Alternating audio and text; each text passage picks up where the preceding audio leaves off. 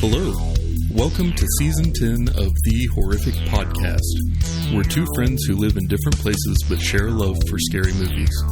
In each episode, we both watch the same movie on our own and then record a conversation together about what we liked, what we hated, if we were scared, and maybe even some larger truths about why people watch horror movies in the first place. This season, our theme is Because We Have the Microphone. And because we have the microphone, you will listen as we discuss a bunch of movies that we just kind of feel like watching with no rhyme or reason. Think of it as a collection of movies that we've referenced a lot in previous seasons or been curious about for a long time. Thanks for joining us, and we hope you enjoy the episode. We've talked about with Season 10, we're kind of focusing on movies that we wouldn't pick for a normal season. So it's just, other movies that we've referenced a lot, movies that we have always meant to watch, but it never really fit into the category of a previous season. Or it's a movie that is maybe not necessarily horror, but is doing things that we typically see in horror movies, or that is successful in horror movies, and applying them to a different type of movie to either great or terrible effect. And one movie that really stood out to me a couple of years ago was Parasite. And what I think is really interesting is that this is a foreign film. It's a movie that just absolutely cleaned up at the Academy Awards that year. And it is very much a popular movie in popular culture. It is not a horror movie, but I would maintain that it borrows a lot of things from the horror tradition and pulls off a lot of things that you would typically expect to see in a horror movie, but it's doing it to more effectively tell and convey a different story that it's trying to pull off. And it did that in a very successful way that was very accessible to a lot of people. So even though this is not, quote unquote, a horror movie, I think it's kind of perfect for season 10. I agree. I think for me, I did not like the film, but I could see it didn't like it. Interesting. Yeah. Okay. But I could see it. I could see what you're talking about with borrowing from horror traditions. Yeah. Now, you had not seen this one previously, right? No. So this was either my third or fourth time. Oh, okay. I saw it at least twice in theaters, just with different people. I think I have liked it more than everyone else I've seen it with every time. So nothing is changing from the sounds. Right. Yeah. But it was one that Alamo Drafthouse was really kind of pushing initially. And so I was intrigued by it. And I would say that if you watch the trailer for this movie, you were probably expecting something that was much more horror than it actually was. Right. So I was a little surprised when I first saw it, and I kind of had to think about it after the fact to determine, did I actually like that? And if so, why? Because it isn't what I thought it was going to be. But I think it's definitely an interesting movie. I feel like it is not your typical Academy Award winner, and I am very excited to discuss it with you today. Yeah. Yeah, I mean, definitely. I think for me, it could have just come from having to hear about it so much. All you hear is and you hear people say, I get why we're doing it for season 10, but you'd hear people talk about how being, this horror film and horror, and you're like, oh, okay, and no. But I also want to make it known, I do like these styles of films. That's why it kind of tripped me out why I wasn't a big fan of it. Think of Old Boy or something. I like those movies, but this one just didn't do it for me. But I'm also excited to talk about it. All right. Maybe we'll get a little heated today. Have some sparks flying. I don't think we've ever got heated ever. I know. But today could be the day, you bastard. We'll see what happens. You old fart. But yeah, I will go ahead and introduce it, and then you can read your fun facts, and then we will get into the falsely presented identity and consequences details. I like it. At the 2019 Cannes Film Festival, the world got its first dose of Parasite, a South Korean dark comedy thriller that would go on to absolutely dominate the Academy Awards. winning Best Picture and Best Director, among others. Parasite tells the story of an impoverished family who find work as household employees to a wealthy family.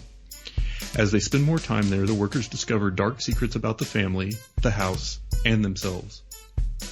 Parasite was made on a budget of around $15 million and brought in over $250 million at the box office. It was distributed by Neon in the US and is currently available for streaming on Hulu or for rent on Amazon Prime Video. What did you learn about this movie? So Parasite was originally conceived as a play. Bong Joon-ho, who did the film, said it was initially conceived as a movie. Believe it or not, surprisingly enough, the writer-director original plans for the story were to turn it into a play, bouncing back and forth between the Kim apartment and the Parks household.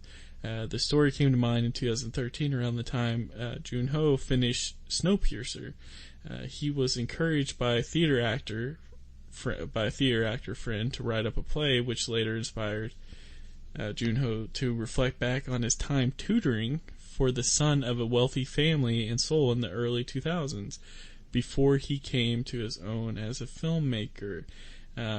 He basically, to kind of go further into it, he middle class and was tutoring for upper class, and that's what kind of led to this thing. This film actually has, I will say this too, I did like the visual of it, but it has 480 visual effects, but most of them are invisible. So is it effect or not? I don't know. Especially compared to Snowpiercer and Okja, the director's previous two films, as well as the 2007's The Host, Parasite doesn't look like it, especially VFX heavy movie, but looks can be deceiving. While the movie is notably smaller in scale compared to the big budgets of the last two films, Parasite contains nearly 480 visual effects shots, most of which, surprisingly enough, come from the luxurious house. Vulture reported the first floor and the private front yard were built on empty outdoor lot, and they placed a green screen on top, which is where they enter the second floor, and various other floors, meanwhile, were added separately. According to the writer, if the structure of the house isn't correct, the story doesn't work. So special effects wizardly was needed to realize it, but nearly all of these special effects are invisible. The apartment that the Kim family that they live in, that was actually built in a water tank, for the record. For the scene where everything floods, right? Something that I actually thought was kind of interesting was ramdon. So the food that was asked to be made when the Parks family was coming back. There's no such thing as ramdon, but what they're really talking about is a food. I'm going to spell it out. It's JJAPAGURI. Apparently it's considered too hard to translate, which is why they came up with the name ramdon, which I thought was pretty funny. But the meal that they're talking about consists of black bean instant noodles and spicy seafood instant noodles. So it didn't have any steak in it, but what can you do, right? That's the facts I have for this film. Nice. Oh, no, I'm sorry. I got one more. I'm sorry. That's weird. Allergic to peaches, right? Because that's a big part of the film. That's actually inspired by the director. He went on a trip with his pal, and his buddy actually had a peach allergy. The director thought it was a joke because he never heard of such thing, but when someone tossed a peach at his friend, he immediately had an allergic reaction. He recalled the incident many years later and used the idea for the film. Interesting. Yeah. But those are that's the real ending. I don't know what to believe anymore. But yeah, I had not heard about it being a play initially. That's kind of it makes sense because there's really not a lot of stuff happening that's not at the house or at the apartment. So I could totally see sort of the design of the story kind of switching between those two things, I guess, other than like the gymnasium. But yeah. So I mentioned before there are things about this that I feel like borrow from the horror tradition. Those all happen after about the first third of the movie. So I kind of want to talk about that quick and knock it out, and then we can go from there. But the general setup is you have a family, and the movie is going over the top to quickly inform you that they are dirt poor, and they don't have money for bills, and they're unemployed, and they're trying to make some money on the side, but they're not very good at it. They have a family friend that gives them a scholar's rock, which is said to bring material wealth to the family that has it in their house. And then that same friend ends up getting the son a job as an English tutor for the high school daughter of a rich family. And then he gets his sister a job tutoring the younger son. And then they get their dad a job driving. And then they get their mom a job as a housekeeper. And they're kind of edging out the other family employees along the way. And there was definitely some dark, dry humor where the kids are pretending to be the tutors and the mom is talking to them and taking them super seriously and freaking out about her kids. And you know that they're just putting on a show the whole time. And really the kids kind of had the same manipulative behavior that you might expect of the bad guy in a horror movie. They almost reminded me a little, and I don't think it was inspired or anything, but the vibe of that kind of reminded me a little bit of Funny Games, where you have these two people who are in your house and they're just kind of talking their way over you. Yeah. But if you kind of take a step back and take the humor out of it, the idea of a whole family just slowly infiltrating your life like that is pretty creepy. Yeah. And it was weird because on the one hand, they were mostly good at their jobs. The daughter was really good with the younger kid and the dad was a really good driver, but then they also got other people fired for no reason. So you definitely don't feel good about it, but it's just funny enough that it doesn't feel like that horror vibe of impending doom. And so it's just kind of a weird space for a movie to be in. Yeah, and I think,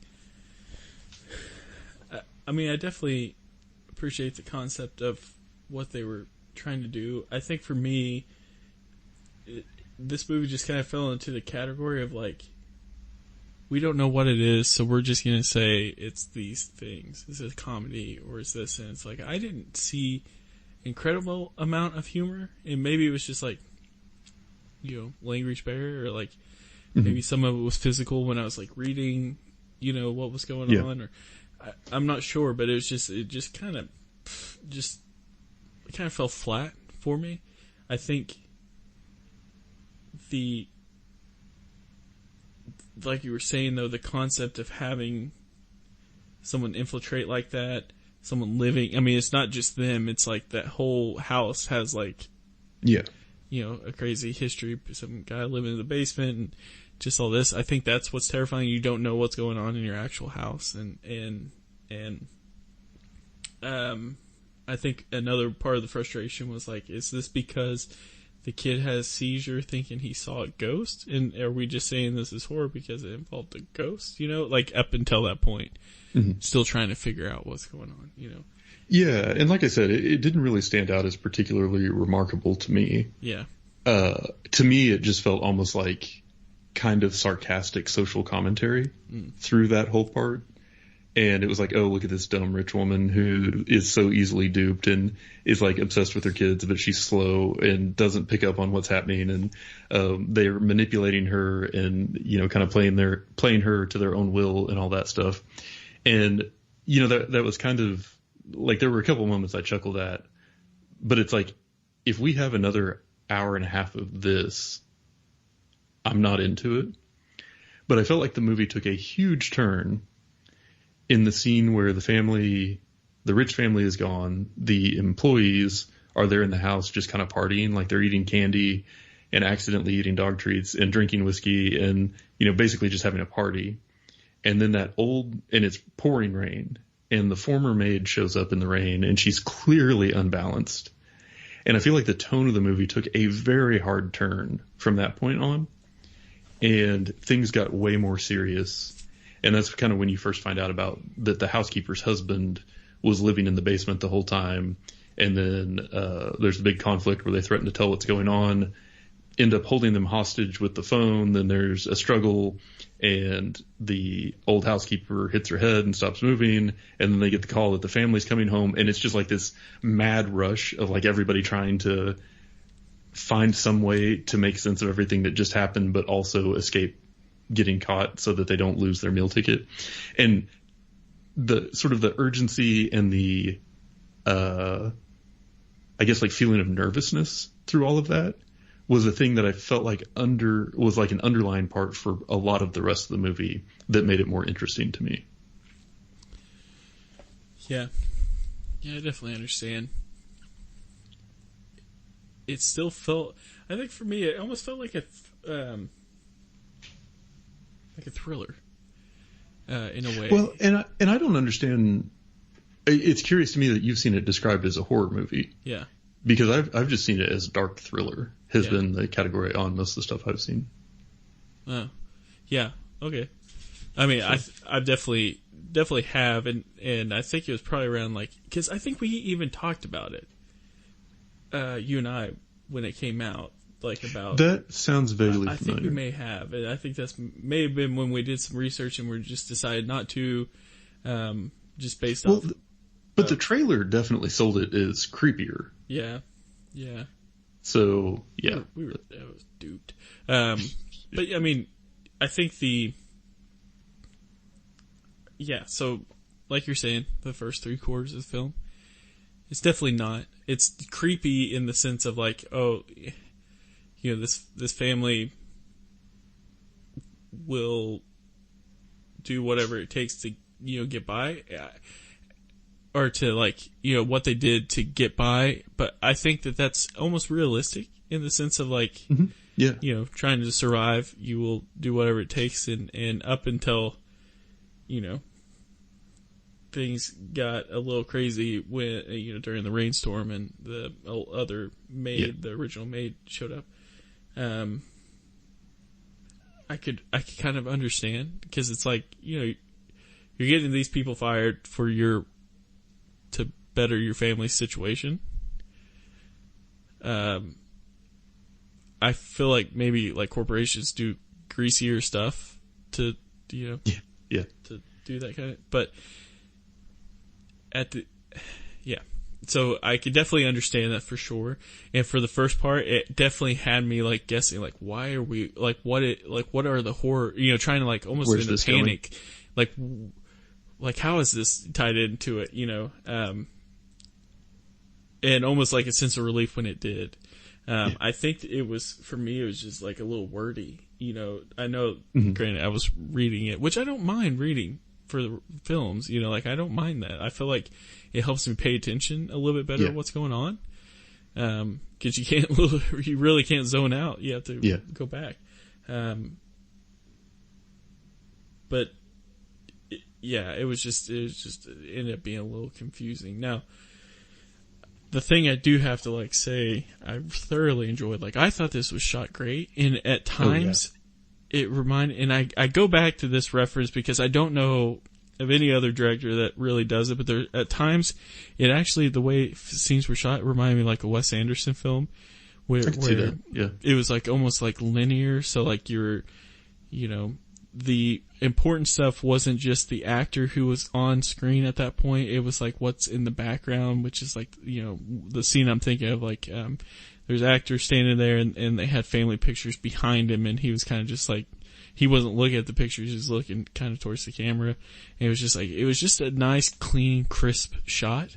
Mm-hmm. And I really appreciate those. Like, I really liked it. And, I think that, you know, there's definitely some influence there. It was shot incredibly well. I don't still, after watching, understand the popularity of it. Well, and that's what's weird to me about it.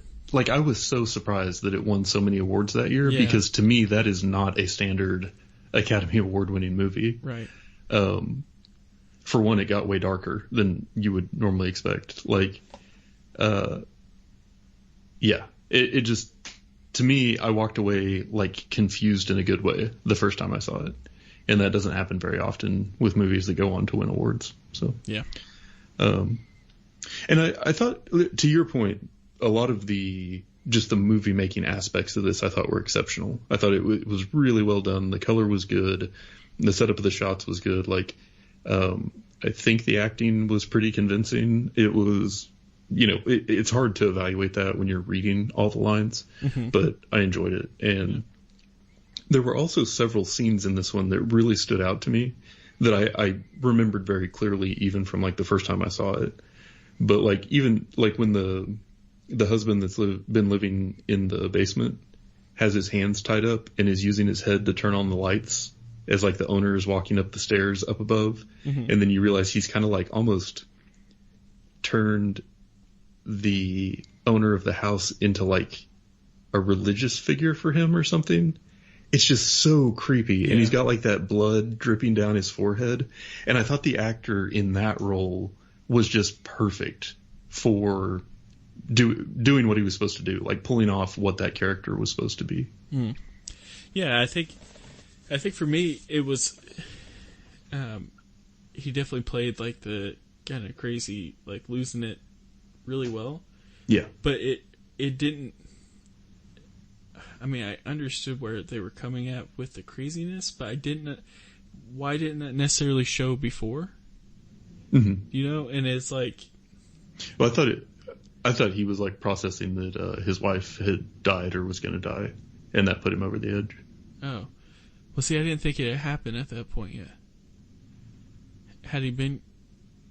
Oh, maybe he hadn't seen her. I don't think he had. Yeah. You're right. So that's why. That's why I was just kind of like a little, kind of confused, because I was like, "What the heck is going on?" But after it gets through that part, and they talk about the ghost, the kid thinking he saw a ghost, like that was creepy. That scene, that flashback scene, that was my favorite part of the whole movie. Yeah, I loved that. I feel like they should have made the movie around that. Like they could have made a horror movie around that with that image alone. Yeah, like copy and paste that to a new iMovie file and then build something around it, because I want that. Without a doubt. Like that's my exact thoughts were like, okay, here we go. I definitely didn't get there, but I was like, okay, I see what we're getting ourselves into. That was like prime horror creep right there. There's no denying. And it was super effective, and it grabbed your attention. And that was one of those, like, everybody in the movie, like, holds their breath while it happens. Like that was such a cool moment. Right. That I thought was just, like, exceptionally well done. Well, and one thing we've talked about over the years is that, one of the reasons why we like horror films, if you can put yourself in those shoes, right? And so if I were to put myself in those shoes as an adult. And you're sitting on the floor of the kitchen eating cake. Been there, 100%. I would still be freaked out. Oh, but yeah. Thinking about it as a kid, like that's even worse. Like, absolutely, I understand why he had to see, that kind of situation. But I think that it was like it was almost like it was just too short. You're just like, come on, like give me some more, bud, give me some more. But there's like I was saying, there's no denying with that scene whatsoever. Yeah. What it turned into. And then,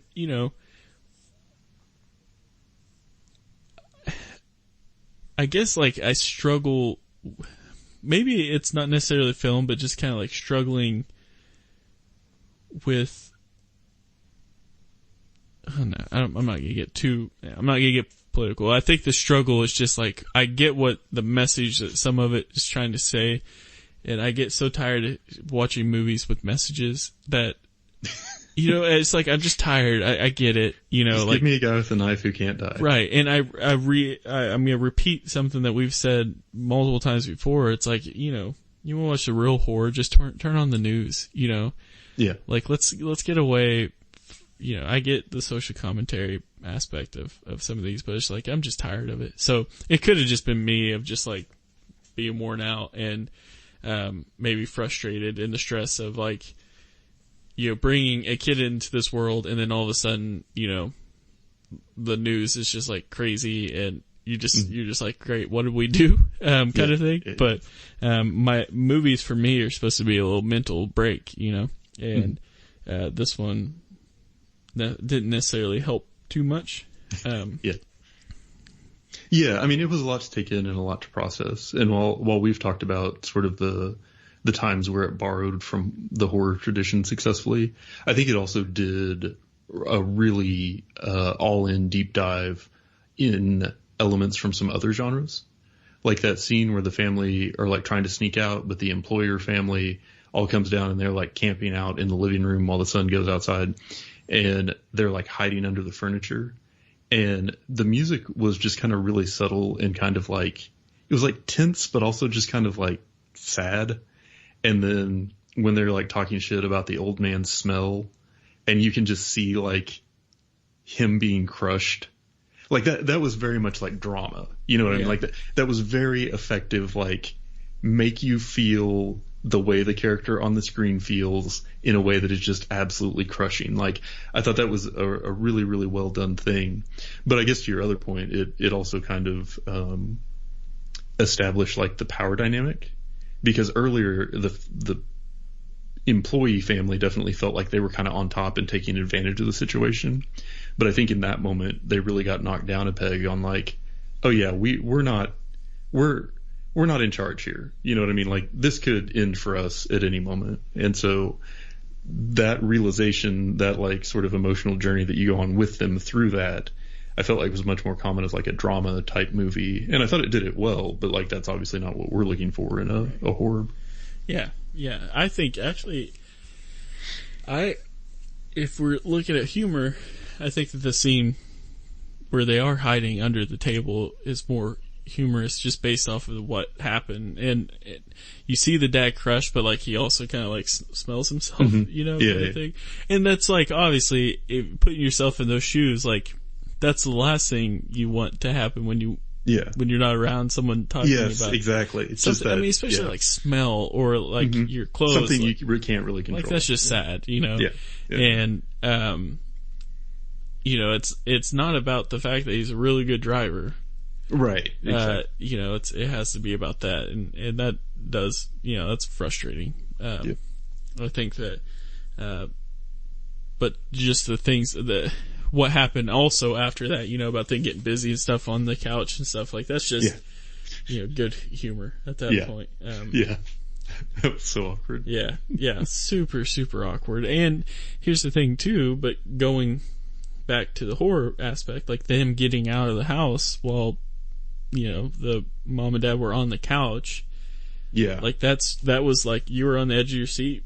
It's very tense. Trying to get them out, or watch them get out, Yeah, and then there's the scene where they're at the gym. Well, there's the scene where like their whole house is flooding and there's not really any dialogue. It's just them trying to like save what they can, but everything kind of coming crashing down. And then they go stay in the gym, and there's the conversation between the dad and the son, where the son is hanging on to that, was it the Scholar's Stone? Is that what he called it? Scholar's Rock? Scholar's Rock.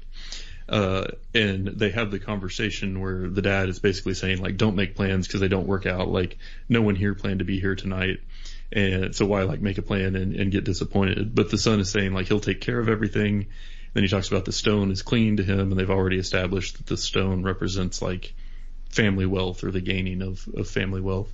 And I think that that's really the point of the whole movie, is the idea, like, the contrast of the dad feeling like there is no hope and like he's just resigned to his situation in life, and he basically becomes a prisoner in the basement, which I think symbolically would be the same of like always, you know, being in that type of job where you have no power and you're completely at the whim of a person that thinks they're better than you and all of that.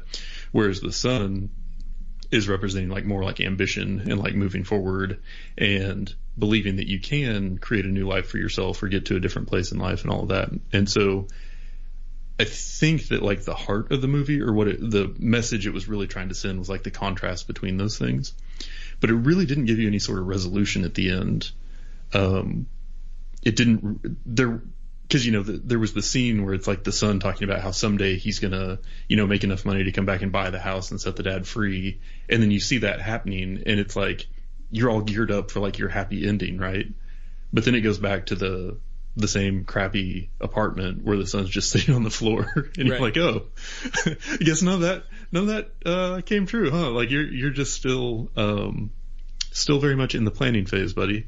And so, yeah, anyway, all that to say, I think that is the story that the movie was trying to tell, but I think it did incorporate a lot of kind of the more attention-grabbing horror elements to keep your attention as it went along, and that definitely culminated with that big scene at the birthday party, which I absolutely loved. Yeah, from the get-go. Real quick, though, about the very, very ending, so, like, he wasn't talking about what because, like, when it cut back, he was still, like, reading the letter, right? It was just kind of showing like how far he plans on going. Right. So after he read the letter, it's like he was talking back to his dad or writing a letter back to his dad about how someday he was going to make enough money and then come and buy the house and then they would let him out or whatever. Right. And they were showing that. And so the first time I saw it, I thought that we were seeing like the future, like as he was saying what he was going to do, you're seeing him in the future actually doing it. And then it's just like, nah. Gotcha. Okay. Yep. Yeah. So the birthday scene. Yeah. Like for horror fans, I would say find that on YouTube and watch just it because it's worth it. Yeah, I would say the same. Yeah, for sure. It was just mayhem. Yeah. Pure chaos. Yeah, it was so you expected as soon as the kid fell going downstairs of what happened. Yeah. You expected that.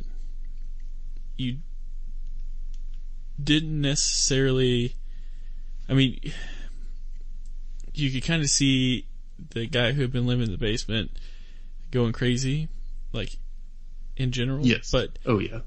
I think for me, the most surprising thing was the dad who had enough about the guy's smell and, like, what he stands for. Yeah. Killing him. Like, that just, I think, is what kind of tripped me up. Yeah. Well, and that was what made it stick to me. Yeah. I mean, that was like a kind of the unexpected murder coming out of that chaos, that everything about that scene was just brutal and intense and chaotic and talking about the filming from before and all the stuff happening in the background to really like accentuate, kind of the feel of the moment. Everything about that I absolutely loved. And I'm still torn a little bit on like if I were making that movie, would I have just ended it there? Because I think I probably would have, but I would also be more interested in making what felt like a horror movie than like telling the larger story or making the larger point that I think they were. Yeah, I can see that. But I can see that. I mean, I definitely like when it was going down. I was like, I don't even know if I was reading like what was being said. I was just going for it. I was just like in the zone. I feel like very realistic. I mean, and they even did throw in humor to it too, where, the dad was pushing pressure on the daughter's cut wound. He was pushing too hard and, ended up, she said like, it's hurting worse, like with you pushing. Yeah. So yeah, ups and downs for sure. Overall, I enjoyed the movie. You didn't. You think I'm dumb. I still like you. Everything's fine. I don't think you're dumb. We can still be friends. In Australia. Just. With our own private movie theater. I don't think you're dumb. I just think you're uneducated imbecile. Well, you mentioned Wes Anderson earlier. Yeah. And there's that line in Moonrise Kingdom where he's like, I love you, but you don't know what you're talking about. Yeah. And I use that on Sarah a lot. Yeah. When they get mad, you're like, but I said I love you. Yeah, exactly. Yeah. All right. Well, hey, this was a success. We did it. I finally watched it too. I actually feel good watching it because all you'd see is like it available on every streaming thing ever. Yeah. And so I feel good we watched it. I'm glad you added it to the list. Yeah, and it's one too where like I definitely went into it the first time with like no idea what to expect, whereas you went into it for the first time, I think, having heard lots of other people's takes on it, or after it was like critically acclaimed and it had been built up, you know. And so in my mind, this was just some little independent film that Alamo Drafthouse was really pushing, because they do that sometimes with more independent type movies. I was like, okay, cool, yeah, whatever, I'll go see it. And I was just like, wow, I'm not even really sure how to think about that movie. And, you know, to your point, you've seen it described in a lot of different genres, when really I feel like it's just kind of its own thing. But I do think it successfully drew on some horror influences, among others. Yeah, I would say, even though I didn't, this definitely wasn't one of my favorite, I will say that I would have no qualms rewatching it, though. Like, it wasn't that bad. You know, this isn't under the skin, like, frustration. Yeah. This was just like, I think you're right. Like, I may have heard too much about it before and just had built it up. But I would definitely be willing to give this one a shot. Like, it wasn't that bad. Yeah. But I watch it with the eyes of a hawk. No, I'm sorry. I don't know what I'm saying. I'm sorry. My wife just texted me, asked if I wanted pizza, and I just got distracted because I do want pizza. Why would she even ask? Like, I know. She's just polite. Is it like just to see? Is that like if you ever say no, then she knows you're in danger or something? Like, it probably is. It's like, oh my god, I gotta go get him. Yeah. Calling the police. But yeah. Well, that was our worst fight yet, and we survived it. I am excited to talk to you next week about The Hills Have Eyes. Yeah, the original. 1977. This is the only horror film that Katie has turned off while watching it with me. Nice. Okay. Yeah. Got something to look forward to there. Yeah, man. Yeah. And that's it for today's episode. If you've listened this far, then thank you, and we hope you've enjoyed it. We're always looking for new ideas, so if you have any questions, comments, or movie suggestions, please send us an email at thehorrificpod@gmail.com. Or feel free to comment on or message our Facebook page. Just search for The Horrific Podcast. Thanks for listening.